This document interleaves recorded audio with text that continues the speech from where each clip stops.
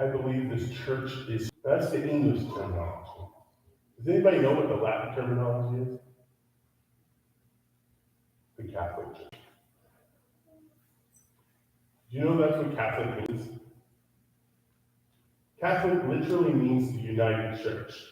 When they came up with the name Catholic and Catholicism and everything else that came out of it, was a result of there being a lot of arguments within the church in the 4th century. And Constantine said, enough! Y'all send representatives, get down here, fix it, get on the same page. And after that, they became known as the United Church, or, in their words, the Catholic Church.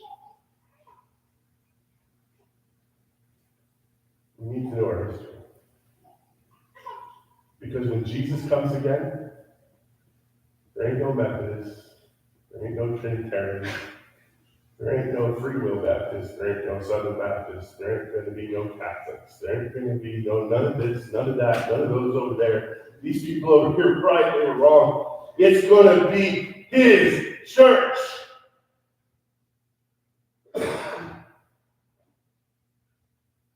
When we get that through our thick head, then maybe we can get something done for the name and the sake and cause of Jesus Christ and not ourselves. Pastor, that's just too much history. Maybe we need to learn from it. So we'll quit doing it. Just a thought process I got going in my head here. Who am I? Deuteronomy, one of the last portions that Moses was writing before he died.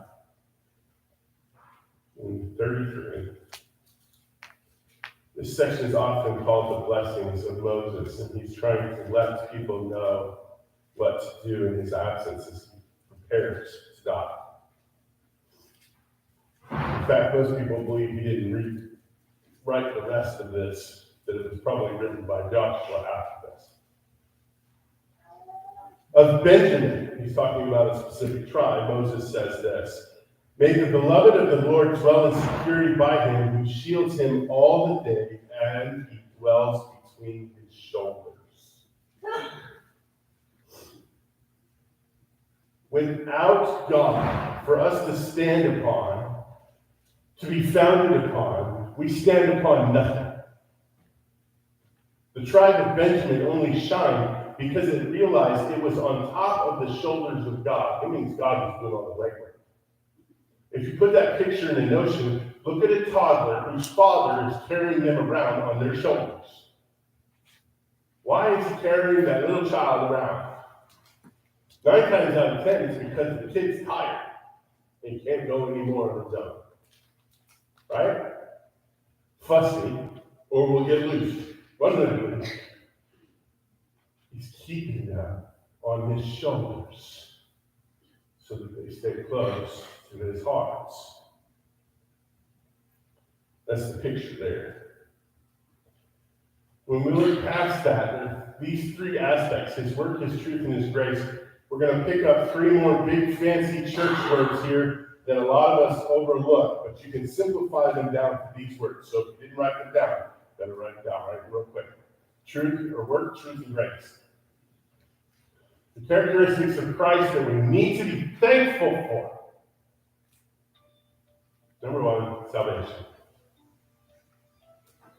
His work. His work on the cross, the empty tomb, his work with the disciples for 3 years, his work all the way through his ministry, before his ministry, the work that God did through him in making sure he came as a babe to a mother named Mary.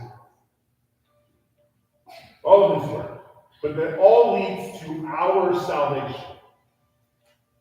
Your salvation. My salvation. The world's salvation. All of it leads here. Verses 13 and 14 of 2 Thessalonians. But we should always give thanks to God for you, brethren beloved by the Lord, because God has chosen you from the beginning for what? Salvation. Why are they giving thanks to God? Because the Thessalonians started a church. Why did they start a church? Because they got saved. Who saved them? Paul? Nope. God. Where's the thanks go? Where's it come from?